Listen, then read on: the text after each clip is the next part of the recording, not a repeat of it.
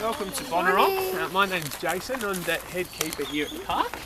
I'll introduce you to a couple of our critters. First of all, a big thank you for coming to visit us. Now we are a sanctuary for Tasmanian wildlife. Bonorong means native companion, and the animals here are often the residents that have been injured or orphaned out in the wild. And like Lucy here, are only here for a little while before we can get them back out to the wild. Others that we can't release, we just try and give them the best quality of life possible.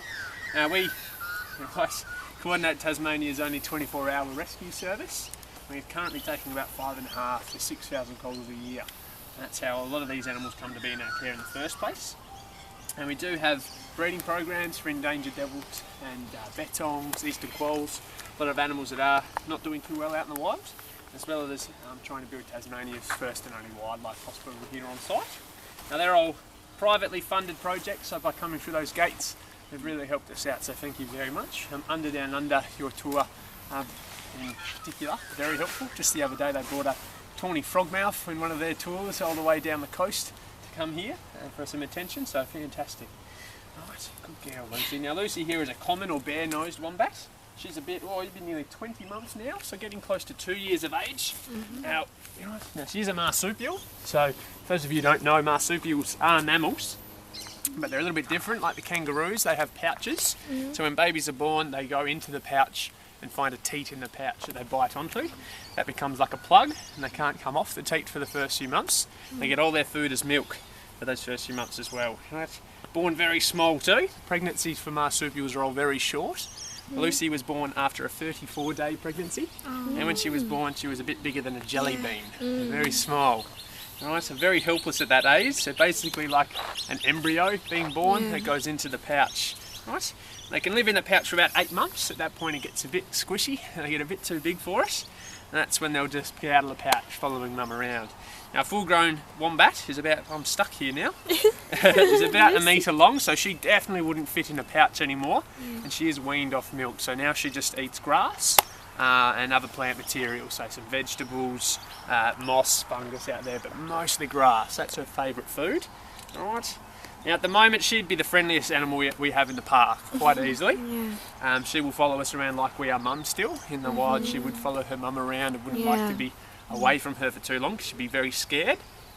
But in a couple months time she's going to become the nastiest animal we have here. And wombats turn at about 2 years of age, basically turn on their mum. They go from being nice and placid, needing them, to being independent and very aggressive towards them and wanting nothing to do with them at that point. And they start to bite their mum and headbutt them just like they do here, so we often get lovely big bites and scratches. The worst bites I've had are from wombats. People get pushed into that pond sometimes too and have a scratch. They're very good at grooming themselves, so if wherever she can't reach with those hands, she'll use a grooming claw on her back foot to scratch almost all other areas to get to. She can't quite reach about here though, so she often likes a good scratch on the back. You see them kind of back up to a stick or a branch to kind of scratch their back like that too. Now wombats are fascinating too. Now in Australia a lot of people just think they're slow, fat and stupid, but it's quite the opposite. Right?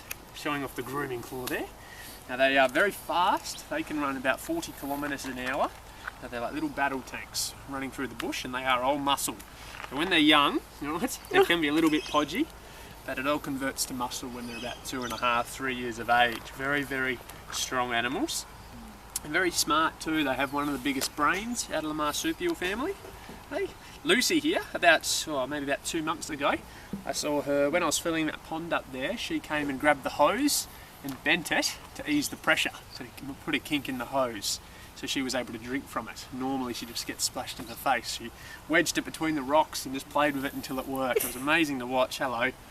Right. There have been wombats known to open sliding doors with their heads as well if they live nearby. One of the last wombats we released, the carers who released it on their property, I was house sitting for them at one point, and they said make sure you lock the sliding door, because otherwise you'll have a wombat in the kitchen at 2 in the morning finding where the bread bin is. Right? Right. And they have been seen using